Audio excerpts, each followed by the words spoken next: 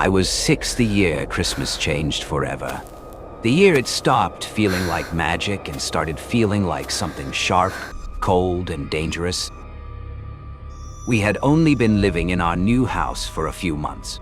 A weathered 2-story on the edge of Pine Ridge, a sleepy little town in northern Michigan. The kind of place where everyone knew your name, where kids played outside until dusk, and where people didn't bother locking their doors. My parents, Clara and Lucas, had bought the house because they said it had character. At 6, I didn't understand what that meant, but I did know it was the first time we'd ever had a home with enough space. My room was big enough for my old TV, all my Legos, and the massive collection of action figures I dragged everywhere. My older sister, Amelia, was 9 and had that typical bossy older kid energy that made her feel like she was at least 30. She and I were both obsessed with Christmas in the way only kids can be, counting down the days on a paper chain that we hung in the hallway, tearing off one link each morning like we were getting closer to treasure. But there was something about the house that made me uneasy. Not haunted, nothing supernatural, just too quiet at night. Pine Ridge was the kind of town where dads shoveled snow at dawn while moms warmed the car in their bathrobes. It wasn't the kind of place where bad things happened. At least, that's what we thought. That year, I was too excited to sleep again, like every other Christmas Eve. My mom always said if you don't sleep, Santa won't come. But I had a plan. I was determined to stay awake. I was playing Crash Bandicoot on my old box TV, bundled up in my favorite blanket that smelled like fresh laundry, the warm glow from the screen enough to keep the darkness at bay. At some point, my bladder won, and I had to pause the game. I turned the volume down to a whisper and slowly crept out of my room. The hallway was icy, the air biting against my skin. It was a brutal winter. Everyone in Pine Ridge said it was the coldest winter they'd seen in years. I padded down the stairs toward the bathroom, the house still, quiet and peaceful. At least, it felt that way. I had no idea that by the time I returned, everything would change. After using the bathroom, I cracked open the door again. And that's when I heard it. A soft, rhythmic rustling sound, like someone gently shaking a Christmas tree. My first thought was that it was Santa. I wasn't stupid, though. I knew how Santa was supposed to look, but Christmas had a way of making even logical kids believe in magic. The rustling came again. This time, curiosity got the best of me. I tiptoed halfway down the stairs, gripping the wooden railing. The pine scent from the living room hit me harder than usual. Then I saw it. A tiny glow, not the warm, flickering lights of Christmas. This was the sharp beam of a flashlight. My heart slammed in my chest as I leaned forward just enough to catch a glimpse. There, behind the Christmas tree, stood a man. Not Santa. Not anyone I knew. A grown man, pale and scruffy, wearing a thick brown jacket and jeans. His beard was patchy and he wore thin gloves, the kind you buy for a couple of bucks at a gas station. He saw me instantly. Our eyes locked. Then he put his finger to his lips, a low, breathy whisper. Shh. Even now, decades later, I can still hear it in my head. That voice, calm, almost amused, like he was enjoying the fear he saw in my eyes. I froze, my blood turning to ice. I wasn't stupid. I knew exactly what Santa was supposed to look like. This man didn't belong here. My throat tightened and then instinct took over. Mom! Dad! I screamed so loudly it hurt my ears. The man's eyes widened in panic. He grabbed the bag he had by the tree, but when he heard my voice, he hesitated. Then, without thinking, he dropped it. It spilled open, the contents scattering across the floor. Ornaments, wrapped presents, a porcelain angel my grandmother had given us. "Damn it!" he hissed and sprinted toward the front door. I watched everything unfold in slow motion. He yanked the door open, the cold winter air rushing inside as he bolted into the night. I stumbled back, shaking, my legs turning to jelly. My mom was the first one downstairs. Her hair was wild from sleep. "Sweetheart, what happened?" she asked, her voice frantic. I pointed at the door, sobbing so hard I could barely speak. There was a man in our house. My dad dashed past us, barefoot, his voice booming. Where the hell is he?" He rushed outside into the snow, and my mom screamed after him, but he didn't stop. The police arrived soon after. 2 officers in bulky winter coats stepped inside, their breath visible in the frigid air. Officer Sanders knelt in front of me, speaking gently. "You did the right thing calling out for your parents. You're safe now, all right?" But I didn't feel safe. Not with the back door splintered. Not with the ornaments scattered across the floor. Not with the cold creeping in from the crack the man had left open. My dad came back inside, sweat running down his face despite the cold. "I almost caught him," he muttered, pacing. "I swear, I was right behind him." My mom wrapped a blanket around me. "Did he say anything to you?" she asked softly. I nodded, tears still streaming. He said he was Santa. Amelia was hiding behind the couch, pale as a ghost. My mom turned to Officer Sanders, her voice shaking. "We found footprints outside the window," she said. "They're not fresh, but they were there. And the neighbor's security light was triggered about an hour before I woke up." Officer Sanders' jaw tightened. "We had 2 break-ins tonight, just a few blocks from here," he said grimly. "Same method. Back door forced open with a tool. Looks like he wasn't just after presents. He was stealing memories." The idea of someone taking our ornaments made my stomach churn. Those weren't just decorations. They were pieces of our history, memories from the past, things that couldn't be replaced. In the days that followed, the fear slowly blurred into confusion and disbelief. Years later, when I was older, I asked my mom about that night again. She sighed, her hands folded on the kitchen table. "You don't remember the worst part?" she asked softly. "What do you mean?" I asked. "That man didn't run immediately when he saw you," she said. He hesitated, like he was deciding whether to shut you up. "Kitty!" My stomach dropped.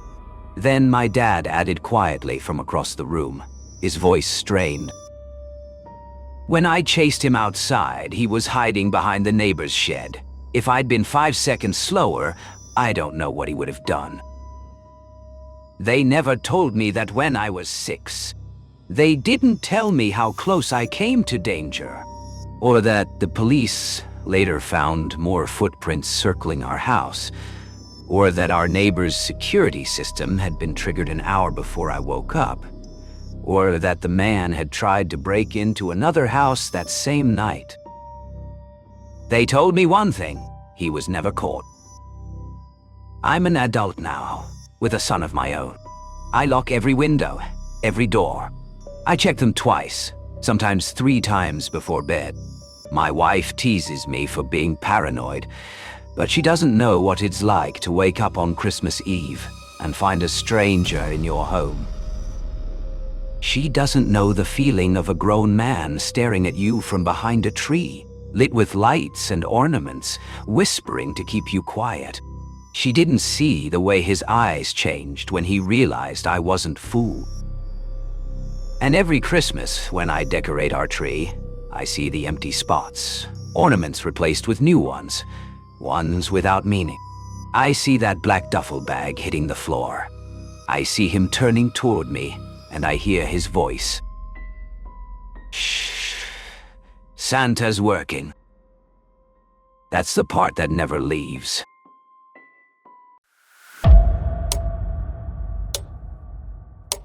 I never liked Halloween. People dressed in costumes, houses covered in fake spider webs, children screaming down the street. To me, it was all just a silly show to hide people's true fears.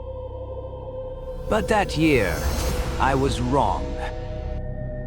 On the evening of October 30th, a group of my friends discussed having a big costume party.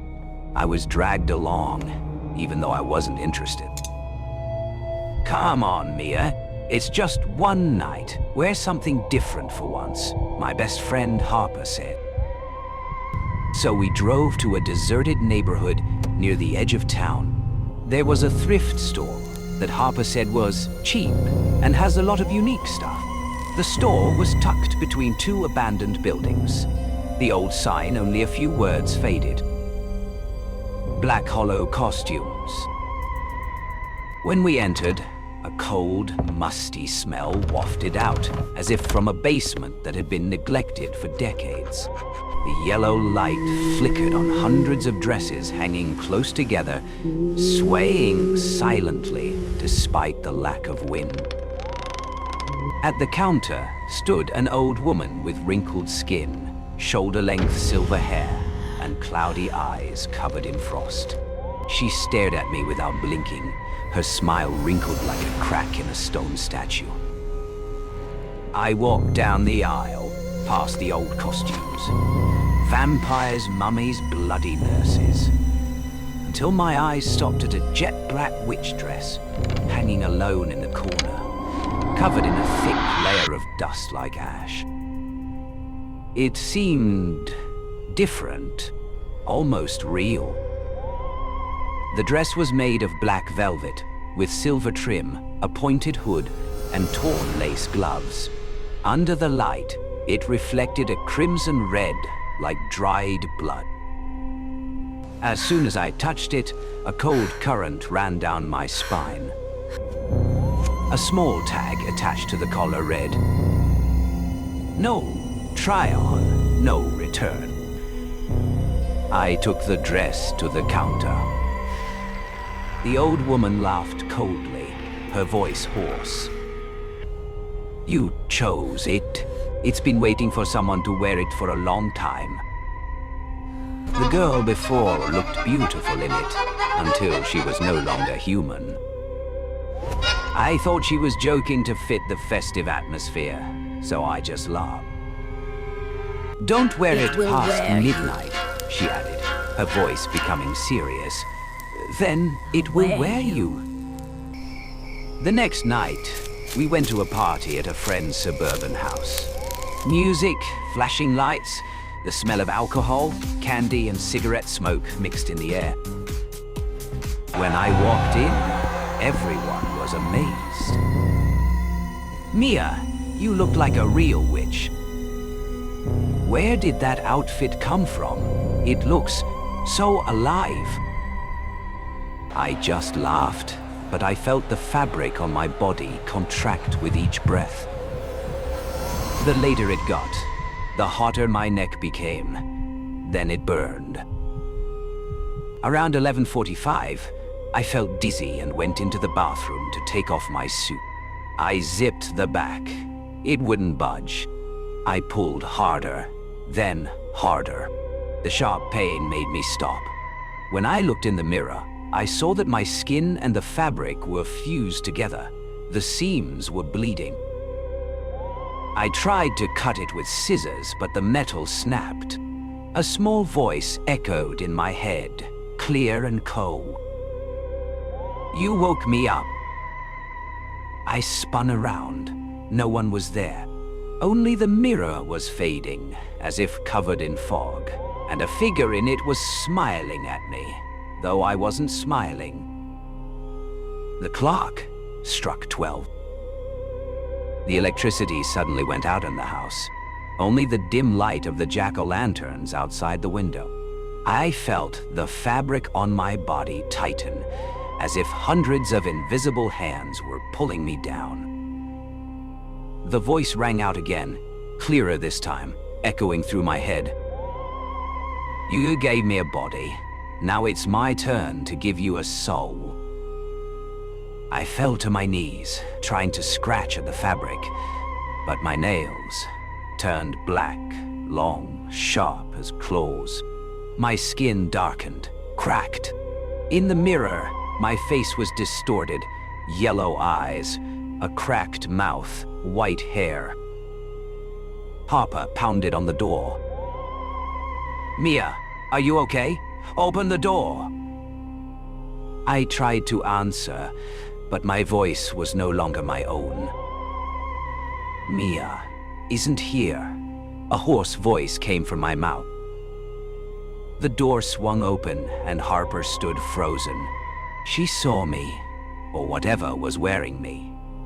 I heard her scream, and then she disappeared into the night.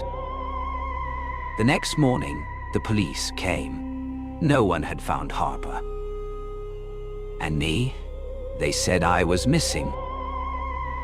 The only thing they found was the black dress, neatly hung in the bathroom, soaked and stained with blood. Rumor had it that Black Hollow Costumes had closed years ago in a fire, and the owner had died in the fire, wearing this very witch dress. But a few weeks later, in a different neighborhood, the store opened again. Same old sign, same words. No try-on, no returns. And the saleswoman was a young woman with black hair, pale yellow eyes, and a very familiar smile.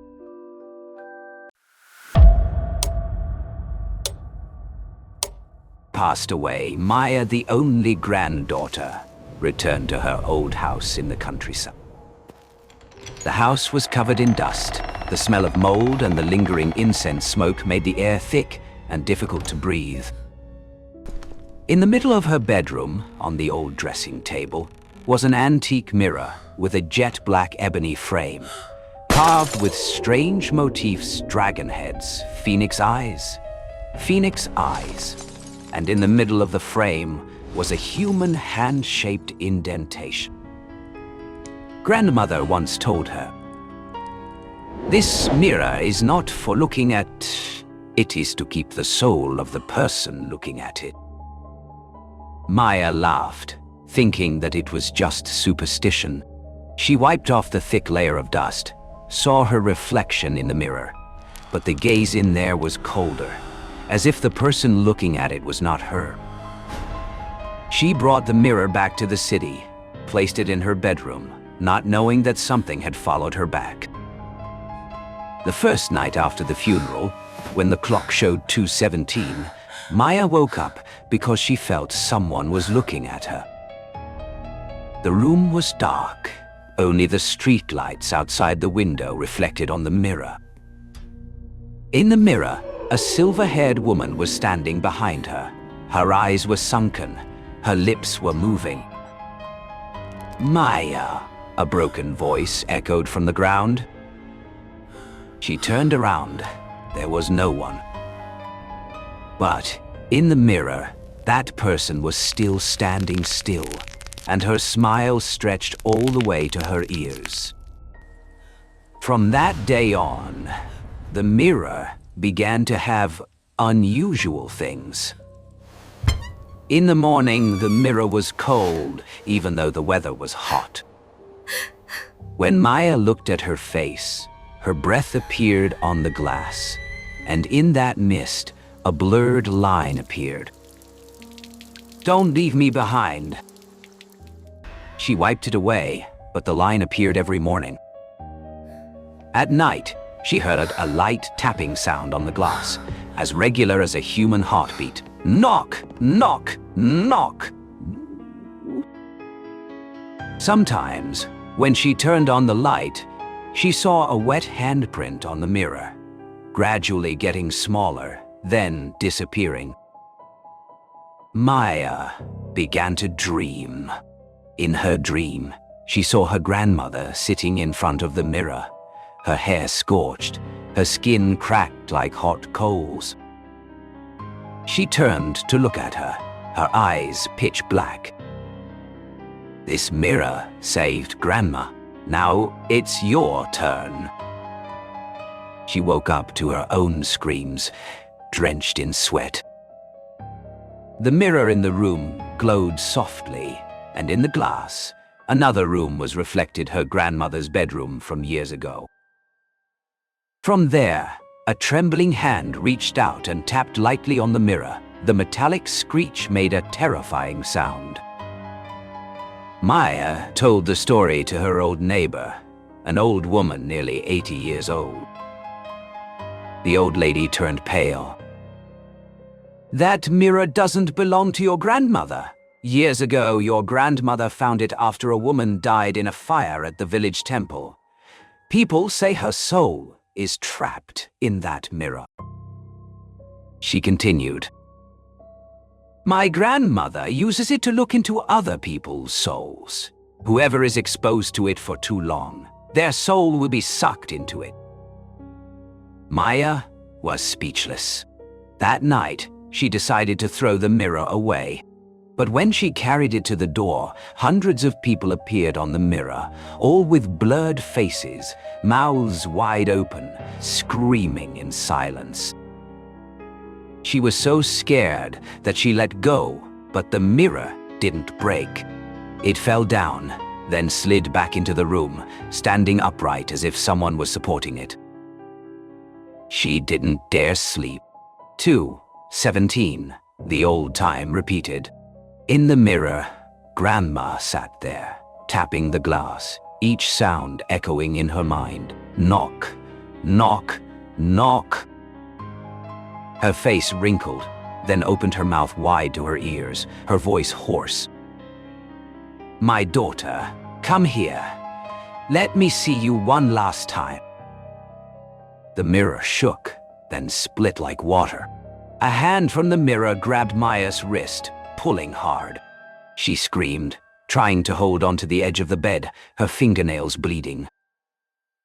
In the last second, she saw herself in the mirror, but that face was smiling. Then her reflection in the mirror waved goodbye, while her real body collapsed to the floor, eyes wide open. The roommate returned, finding the room cold. On the mirror, there was a bloody handprint extending from the middle to the edge. Maya was nowhere to be seen, only the sound of knocking. Knock was heard softly. When she looked closely at the mirror, she saw a figure standing behind her, long hair, staring eyes, and the mirror shook slightly, as if someone was trying to say something from inside. A few weeks later, the apartment was vacant. An antique shop owner came to clean it, found the mirror still intact, the wooden frame strangely shiny. He took it home, cleaned it, and hung it in his shop.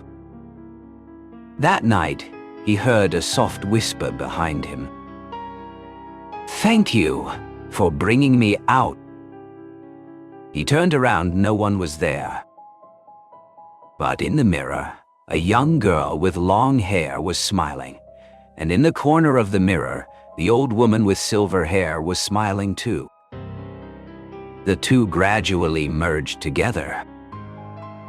And from then on, whoever looked into that mirror felt a third gaze observing them from inside the glass.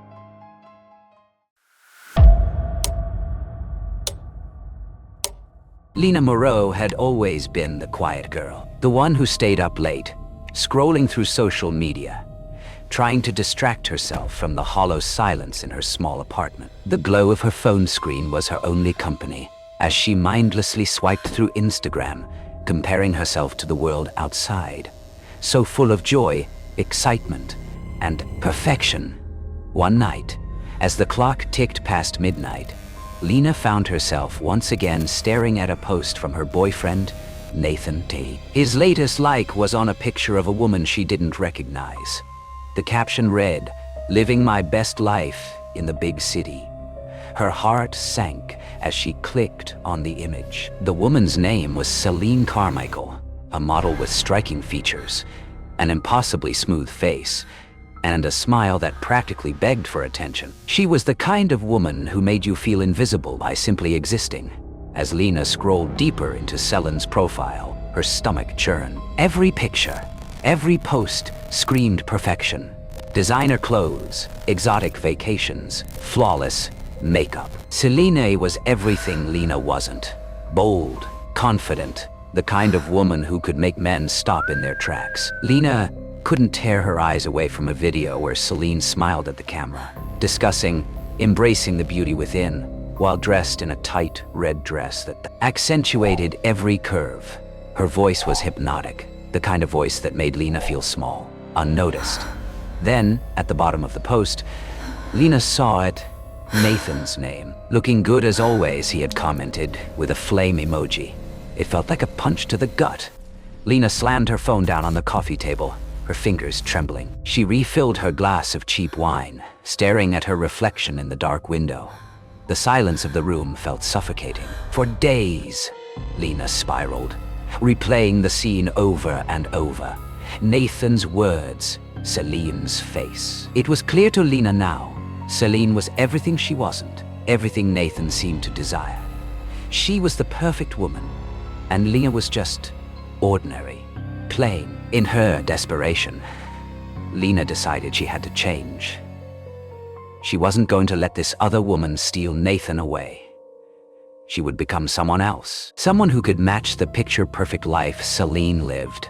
The next day, Lena booked an appointment at a high-end salon. She dyed her hair a platinum blonde, changing it from its mousy brown to something that screamed attention. She bought a new wardrobe, tight, revealing clothes, anything that would make her look like the women she envied. When she met Nathan at their usual bar that weekend, he looked at her in shock.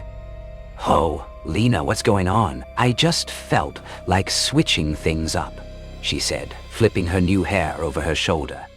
"I thought it would be fun." Nathan raised an eyebrow. "It's different. Reminds me of someone." "Who?" Lena's pulse quickened. "Celine," he said, nodding. "She's kind of your vibe now. You look just like her." Lena's heart raced. That was exactly what she wanted. She was finally becoming what he wanted. But the changes didn't stop. Lena launched her own Instagram, filling it with carefully curated selfies, captions about empowerment, and seductive glances. Her followers grew quickly, and for the first time in her life, people were paying attention to her. Brands began reaching out, offering products to promote. It was everything she had ever wanted. Nathan, however, grew confused. He began to notice the difference. "Lena, this isn't you," he told her one night, his voice tinged with concern. "It feels like you're trying to be someone else." "I'm evolving, Nathan," Lena snapped, the words tasting foreign on her tongue. "This is who I'm meant to be." But despite her growing following and increasing popularity, something shifted inside Lena thought. The mask she had created, the perfect woman she was pretending to be, began to feel like a prison. She no longer recognized the woman in the mirror. Every post, every like, was a reminder that she was living someone else's life. And then, one night, Lena found a message from Celine herself. "Hey, Lena," it read, "I've been watching your rise. You've got some great content, girl. How about a collaboration? I think we could make something incredible together." Lena's mind raced. Collaboration with Celine. This was the opportunity she had been waiting for. She booked a flight to LA, her heart pounding with anticipation. Maybe this was it. Maybe she could finally be validated, truly validated, by the woman who had haunted her dreams. When Lena arrived in LA, she was greeted by Celine with a wide, cold smile. "Hey, you made it. Welcome to my world." They sat down in Celine's sleek apartment, the air heavy with tension. There was an unease between them, a subtle game being played. Lena couldn't shake the feeling that Celine was sizing her up, like she was examining some fragile creature under a microscope. Celine poured them both glasses of wine. "So, tell me, Lena, how does it feel to be me?" Lena froze. The question was like a slap in the face. "I'm not you," she said, her voice trembling. "I'm just trying to be me." Celine cut in, a thin smile playing on her lips. "It's okay, Lena. I get it. You want to be like me. You want to be the one in control. But you'll never be me." Something about the way Celine spoke sent a chill through Lena's bones. This wasn't just a friendly chat. This was a test. And Lena was failing. Then it happened. Celine stood, her eyes narrowing. "You think you can replace me? You think you can replace me? You think you can take everything I've worked for?" In that instant, Lena realized she had been played. This wasn't a collaboration. It was a trap. Before Lena could react, Celine moved quickly, her hand gripping Lena's wrist with surprising strength. "You want to be me? I'll show you how easy it is to disappear," she hissed. Celine pushed Lena toward a dark, hidden doorway that led to a basement. "Welcome to my world, Lena. I think you'll fit in perfectly," Celine said with a twisted grin. Lena struggled against Celine's grip, her heart racing. But before she could free herself, Celine revealed a hidden, grimy corner where all of her previous collaborators had been forgotten, their photos and identities erased from the internet, buried under layers of fear and control. "Don't you dare try to take my life," Celine sneered. "I made you, and now I will unmake you." The door slammed shut behind Lena, and the last thing she heard before everything went black was Celine's cold laughter. Back in Chicago, a post went up on Celine's Instagram, announcing her departure from social media for a break. But when Lena's account was checked, it was nowhere to be found. Every trace of her existence wiped clean. Her photos, her followers, her life, all vanished. Celine had won. I never expected a single swipe to rearrange the bones of my life. At 23, I was barely holding things together. Part-time shifts at a late-night deli, lectures I sometimes slept through, rent that felt like a fist around my throat. My parents were a memory of arguments and silence. My sister had moved overseas. I had a tiny room above a bakery in Newtown and a roommate, Zoe, who flirted with danger like it was a hobby. When my roommate Zoe joked one night, "Just get a sugar daddy, Ivy. Half the girls I know already do." I laughed, but later, lying in bed scrolling through Tinder, I couldn't ignore how easy the idea sounded. I laughed then, the kind of laugh that never reached my eyes. Still, alone in bed, I scrolled through profiles until a message popped up from Victor Hawthorne. He was 50, he said, but the photos were of a man who might have aged on set. Tailored coats, a silver widow's peak, and eyes that were far too precise. His bio, collector of rare things, looking for a companion who understands beauty. His message appeared a heartbeat after I swiped yes. "Hello, Ivy. Your photo of an honesty I rarely see. Would you allow me to show you dinner?"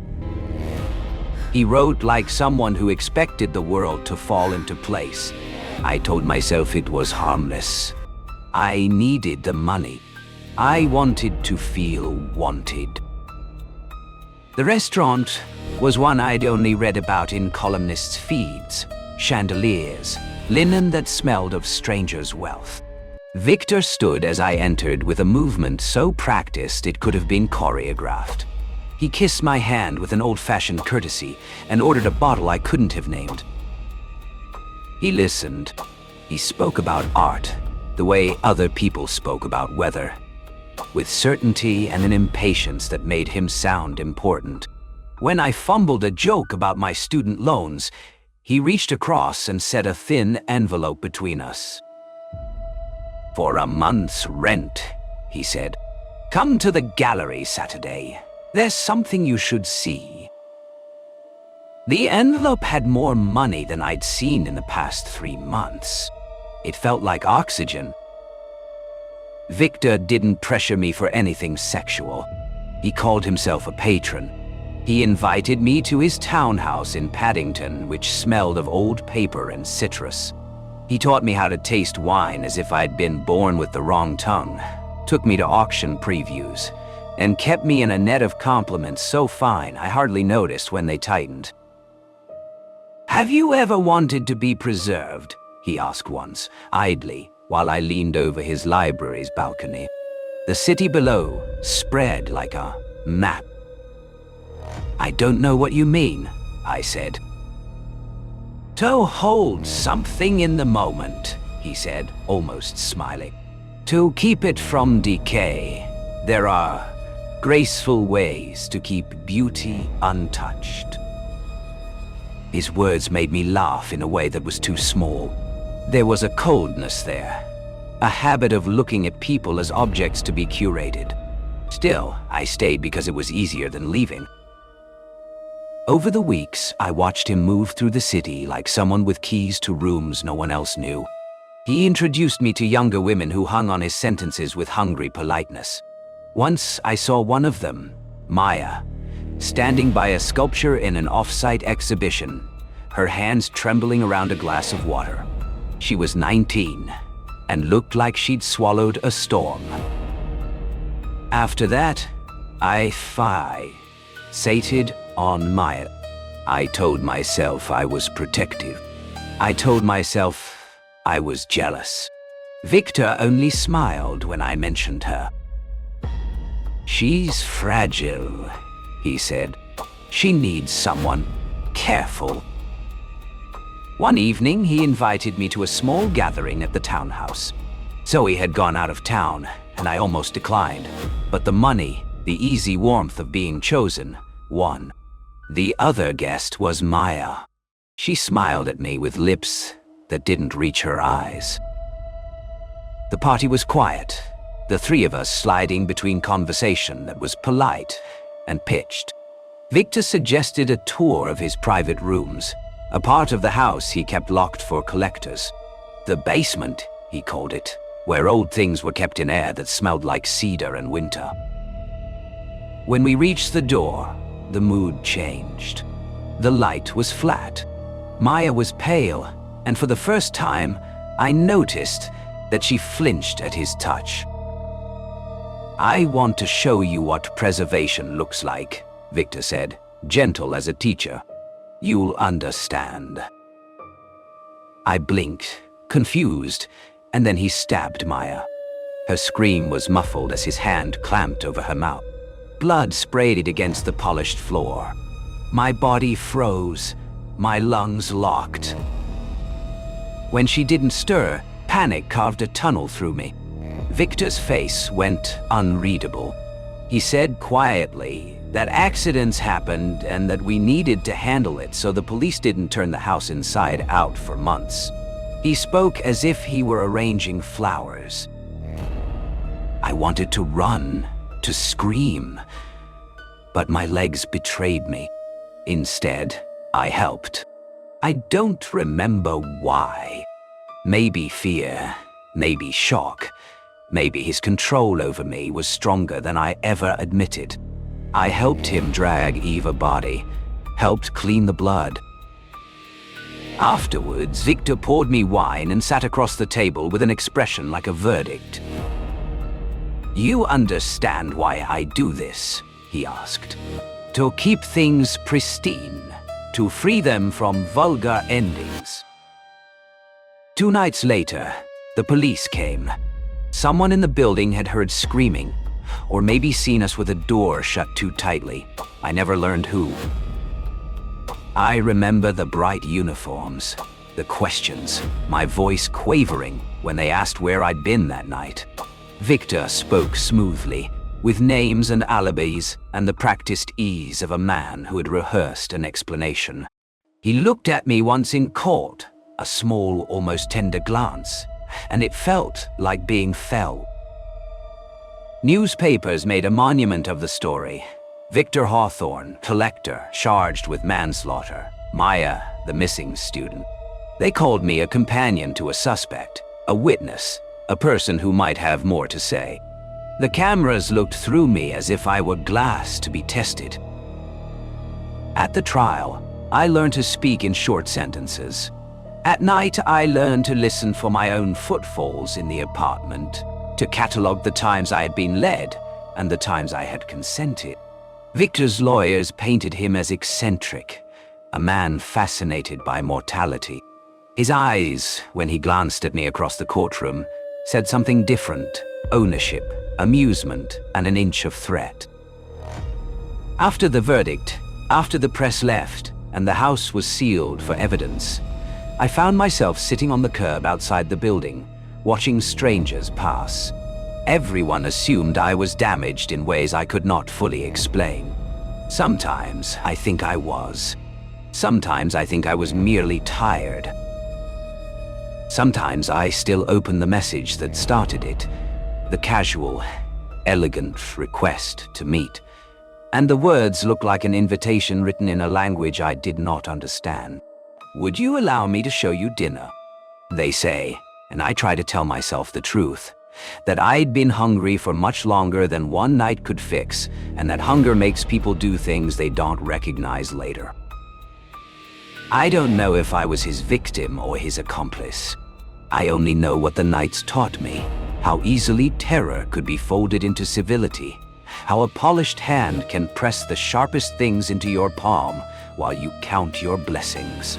The choice, in the end, felt like a paper I'd signed without opening.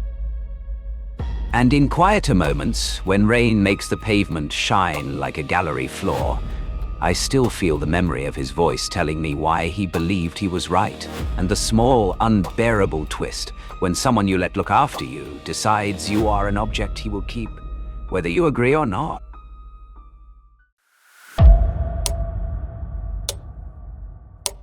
A deserted country road winds through dense fog.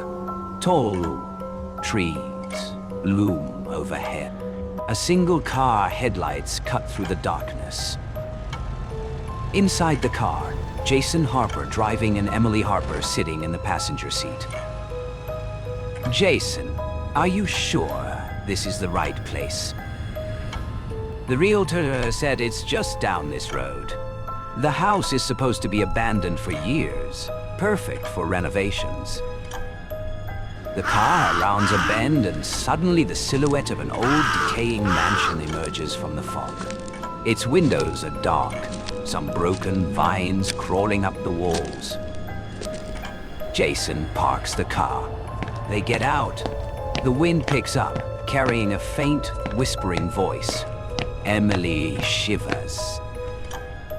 The front door groans as Jason pushes it open. The air inside is cold, stale, and smells faintly of decay. They walk in. Their footsteps echo in the empty halls. Dust swirls around them in the moonlight. A grand staircase leads up to the second floor, its banister warped and rotting. Suddenly, a faint child's laugh echoes from upstairs. Emily freezes. Did you hear that? Emily Enchka, Ging. Probably a raccoon or something. They continue, exploring. In the dining room, a long table is covered in cobwebs. Chairs are overturned. A silver candelabra lies on the floor, dented. Jason picks it up and shakes it gently. Then the candelabra flies from his hands across the room, smashing into the wall. Jason and Emily stumble back, horrified. A loud creaking sound comes from the staircase. Both look up. A dark shadow moves across the top landing. It disappears. Emily gasps. "Dort." Emily unwraps a blanket, trying to warm herself. A sudden knock comes from the window. Both freeze. Who's there? Who's there? Emily startled. Jason slowly approaches the window. Nothing is outside. He sighs in relief. The knock comes again, louder this time. A faint, distorted child's voice whispers, "Go away." Emily clutches Jason's arm. The temperature in the room drops dramatically. Their breath becomes visible. Suddenly, the lights from their flashlights flicker. Shadows stretch unnaturally along the walls. A cold, unseen hand brushes Emily's shoulder. She screams. Jason grabs a nearby chair, swinging it wildly, but hits nothing. The room is empty, yet the presence is undeniable. A low, guttural whisper fills the room. "You shouldn't have come." Jason and Emily huddle together, terrified as the first real night of horror begins in Willow Creek. Jason and Emily are huddled on the floor, clutching each other. The cold in the room is unbearable. Their breaths come in short gasps. Shadows twist unnaturally across the walls. Jason grabs his phone, trying to call for help. No signal. He tries again. Still nothing. A soft, dragging sound comes from the hallway outside the room. Something is moving. A door at the end of the hallway creaks open slowly on its own. Emily hides her face in Jason's chest. The room grows darker, as if a shadow is spreading. A low, almost human-like moan echoes from the corridor. "I want to leave. I want to go home," Emily crying softly. Jason slowly stands, trying to look brave. He grabs a candle from a dresser and lights it. The flame flickers violently, then steadies. He steps into the hallway. The floorboards groan under his weight. Cold wind brushes past him. He shines the candle down the hall. A small, pale hand suddenly reaches out from under the staircase, grabbing at him. Jason stumbles back, screaming. "Jason!" Emily screaming. The hand disappears as quickly as it appeared. Silence falls. But now, faint whispers are all around them, echoing from the walls and ceiling. Whispers overlapping. "Leave. Now. Go." The next morning, the rain has stopped, leaving a damp, foggy landscape outside. Jason and Emily are examining the house by daylight, the horrors of the night before fresh in their minds. They find a small library, dusty and full of cobwebs. Emily opens a large book, flipping through pages of old newspaper clippings. "Jason, look at this." Clippings show a series of mysterious deaths and disappearances in the mansion, all involving children. One article catches their attention.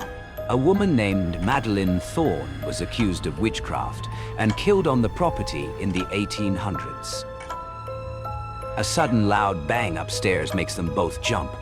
A chair slides across the floor on its own. The air grows icy again. Jason grabs Emily's hand.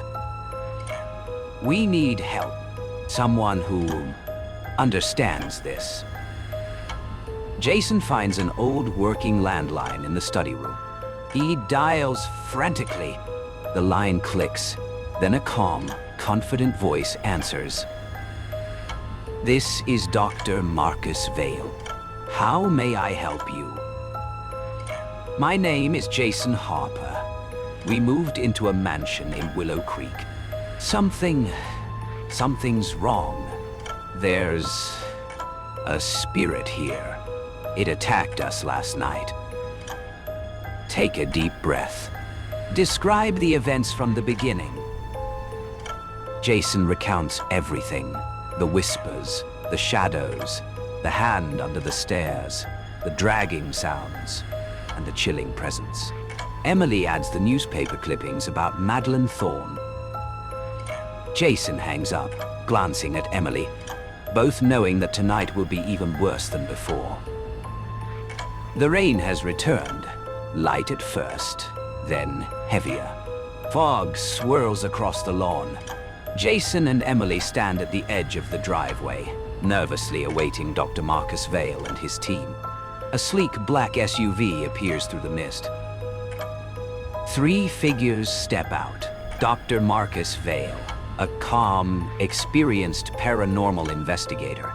Sister Helena, a medium with deep spiritual insight. And Liam, a tech specialist with a knack for detecting anomalies. Are you ready? Once we enter, there's no turning back until we've dealt with her. I don't know if I can. Emily, trembling. They all enter the mansion. The doors creak ominously, echoing through the dark hallways. The team sets up equipment, EVP recorders, EMF detectors, cameras, and candles. Dr. Vale explains the plan. Madeline Thorne is strong. She feeds off fear. She reacts to sudden movements, loud sounds, and non-vegetarian food. Her anger stems from betrayal and her violent death. Tonight, we'll attempt to communicate, then bind her spirit. Jason and Emily sit in the corner, holding each other. A faint whisper floats through the room, too soft to catch clearly. A sudden slamming sound upstairs causes Liam to drop his camera. Dr. Vale moves toward the staircase. He ascends, candle in hand. The shadows seem to stretch along the walls, forming twisted shapes. A chilling, high-pitched laugh echoes down the staircase. Dr. Vale carefully approaches a closed door at the end of the hallway. The temperature drops sharply. His breath becomes visible. Madeline Thorne, we are here to help you move on. The door slams open violently on its own. A shadowy figure appears. A pale woman in a tattered dress, her eyes black voids. Long black hair obscures most of her face. She floats a few inches above the floor, moving unnaturally. Madeline Thorne, your anger belongs to the past. You will not harm them. The ghost screams, a high-pitched wail that shakes the walls. Furniture slides across the floor. Candles extinguish themselves one by one. Liam shouts, trying to record everything. Sister Helena steps forward, holding a small pendant glowing faintly. By the light of the old, by the power of the unseen, I call you to listen. The ghost pauses, tilts her head. A whisper emerges, almost human. Why did they betray me? Ghost whispering. Suddenly, a loud crash is heard from downstairs. Jason and Emily run toward the sound. They see furniture thrown across the room. A shadow moves across the ceiling, then lands in front of them. It's Madeline Thorne, Emily screaming. The ghost lunges at Jason. He is thrown across the room. Emily tries to grab him, but the ghost grabs her too. Both are lifted off the ground by an invisible force.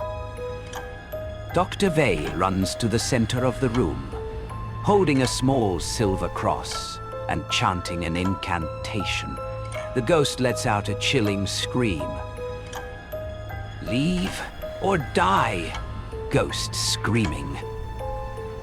Jason manages to grab a piece of broken furniture, swinging it at the ghost. It passes through her like smoke, but slows her down. Dr. Val's shouting grows louder. Sister Helena joins in, the pendant glowing brighter. The ghost starts to dissipate slowly, her wail fading. The air warms. The objects stop moving.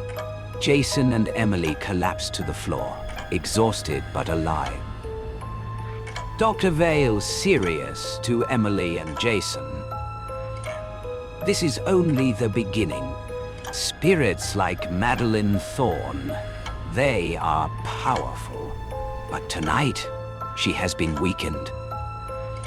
The camera lingers on the shadowy corners of the room, hinting that she may not be gone entirely. Jason and Emily sit as Sister Helena performs a vision ritual. Candles circle them. Incense smoke curls around their faces. Suddenly, the room shifts. The walls seem to bleed. Her fury is born of betrayal, starvation, and murder. They left me. They left me. Ghost whispering. Objects fly. Lights flicker. Shadows dart across hallways. Jason and Emily are trapped in a room, terrified. She's feeding off your fear. Stay calm. Dr. Vale shouting. Jason sees ghostly children in the corner, echoes of Madeline's lost family. One reaches toward him, whispering, "Join us." He panics, but Sister Helena intervenes with her pendant, driving the spirits back. Dr. Vale and Sister Helena lure Madeline into the attic. Candles, protective symbols, and chanting surround her. "You can't take me," Ghost screaming. Emily, summoned by Sister Helena, repeats her mother's name to calm Madeline, connecting to the part of her soul still human. Madeline, it's time to rest. You don't have to hurt anymore. The ghost shrieks, convulses, then suddenly falls silent, hovering briefly before dissipating into mist. The attic is still. The storm outside breaks into light rain. The mansion is quiet. Broken furniture remains, but the oppressive darkness is gone. Jason and Emily sit, exhausted but alive. It's over. She's gone. For now. Spirits like her leave traces. Respect the house. Don't return alone. Sister Helena. Madeline Thorne's story is a warning. Not all spirits want revenge. Some just want closure. The team leaves, the mansion looming quietly in the early morning fog. The camera lingers on a corner of the attic. Faint black smoke curls, hinting she may not be completely gone. Jason and Emily walk away, holding hands. Birds chirp. Life seems to return to normal, but a faint wind carries a whisper. "I'll be waiting," Ghost whispering. Cut to black. The credits roll, leaving a lingering sense of unease.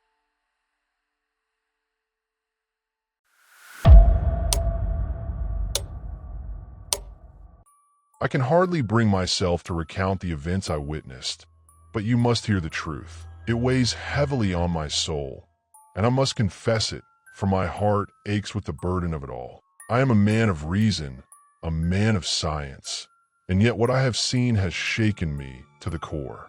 It began with my friend, Dr. Henry Jekyll, a man of great intellect and kindness. Jekyll had always been held in high regard among our circle of friends and colleagues. We had known each other for many years, and I admired his work in medicine and chemistry. He was a man of duality, as most of us are, but I had no idea how deep those divisions ran. Dr. Jekyll, as I've come to realize, was a man struggling with a part of himself that he could neither accept nor understand. He had told me about his experiments, his attempts to separate the good from the evil within himself. I remember laughing at him, thinking it a foolish fantasy. But when I learned what he had truly done, I could not laugh any longer. It was late one night when I first encountered Mr. Edward Hyde. I had heard rumors of the man, of his terrible temper, his inexplicable fits of violence, and his strange appearance. People spoke of him with fear, and I admit I was curious to meet him myself. Hyde was known to frequent a shabby building in the poorer part of town, a place I would never have ventured on my own. One evening, as I was passing by, I saw him. Hyde, the very man who had been the subject of our gossip for weeks. He was shorter than I had imagined, but the way he moved, the cruel twist of his smile, and the madness in his eyes made him seem far more menacing than his size suggested. He didn't even acknowledge my presence as I stood watching him, and I felt an involuntary shiver crawl down my spine. After that night, I began to see him more and more often. Hyde would appear on Jekyll's property at strange hours, sometimes even disappearing into the doctor's home at odd times. I confronted Jekyll about it, but he always dismissed my concerns, laughing it off as if Hyde were nothing more than a fleeting acquaintance, nothing to worry about. But I was not convinced. One evening, as I waited in Jekyll's study, I noticed something strange. A vial of strange liquid was sitting on the desk, dark and thick like molasses. Jekyll had been working on a new formula, he told me, something that would bring out the hidden aspects of human nature. He explained it with a sense of quiet pride, but there was something in his eyes that unsettled me. Later that night, I witnessed something I will never forget. It was after midnight when I was awoken by an unnerving sound, a violent crash, and then the unmistakable sound of laughter, but it wasn't Jekyll's voice. It was rough, jagged, full of malice. I rushed to the source of the noise, only to find the laboratory in disarray. The vial shattered on the floor, its contents spilled across the marble tiles. But the most shocking thing was what I saw next. Dr. Jekyll, my friend, was gone. In his place stood the creature I had met before, Hyde. His face twisted into a grotesque grin, and his eyes gleamed with something that resembled madness. The transformation was not subtle. It was as if the very essence of Jekyll had been ripped away, leaving only this vile, monstrous figure in his place. I could hardly comprehend what was happening. My friend, Dr. Jekyll, had vanished, and in his stead was this depraved individual who had terrorized the city. Hyde's appearance, his mannerisms, everything about him was a stark contrast to Jekyll's calm demeanor and intelligence. The very air around him seemed to grow heavy with the presence of evil. Hyde spoke to me in a cold, almost amused tone, explaining the nature of the transformation. He told me how Jekyll had created a potion, a chemical mixture that allowed him to transform into another person, someone without the moral constraints that Jekyll had spent his life adhering to. Hyde was the manifestation of Jekyll's darker desires, his unrestrained urges, freed from the bounds of his conscience. I was stunned. I could hardly believe what he was saying, but the evidence was clear. Hyde was the result of Jekyll's reckless ambition, and the transformation had made him into something entirely separate, an individual who reveled in violence and cruelty. I begged him to stop, to return to the man I had once known, but Hyde only laughed. "You don't understand, utter son," he said. "Jekyll is gone. There is no turning back now. I am free." In that moment, I knew that my friend, Dr. Jekyll, had become a prisoner of his own creation. He had sought to separate the good from the evil within him, and in doing so, he had unleashed a nightmare. I had no choice but to leave. Hyde disappeared again, and Jekyll returned to his normal self, but he was forever changed. The man I once knew was now a shell of himself, tormented by the very thing he had created. I could see the deep sorrow in his eyes, but it was mixed with something darker: fear, regret, and an undeniable longing for the release that Hyde gave him. Over the weeks that followed, I tried to help Jekyll, but every attempt to reach him seemed in vain. His battle with his darker self was a losing one. Eventually, he locked himself away in his laboratory, refusing to see anyone. I did not hear from him for days, and then, one morning, I received a letter from Jekyll's hand. In it, he confessed everything: his experiments, his transformation into Hyde, the horrors he had committed. He told me that he could no longer control Hyde, and that he feared the worst was yet to come. When I arrived at his home, I found the laboratory door locked from the inside. The sound of desperate movements came from within. With a heavy heart, I broke the door down, only to find a lifeless body of my dear friend, Dr. Jekyll. He had taken his own life, unable to bear the horrors Hyde had brought upon him. The letter he left behind was a final plea for forgiveness, a final confession of his tragic mistake. But it was too late. The man who had sought to unlock the secrets of the soul had, in the end, been undone by his own darkness. Now, as I recount these events, I wonder how many of us, deep down, are hiding our own monsters. How many of us would be willing to face the truth of what we are capable of if only we dare to look?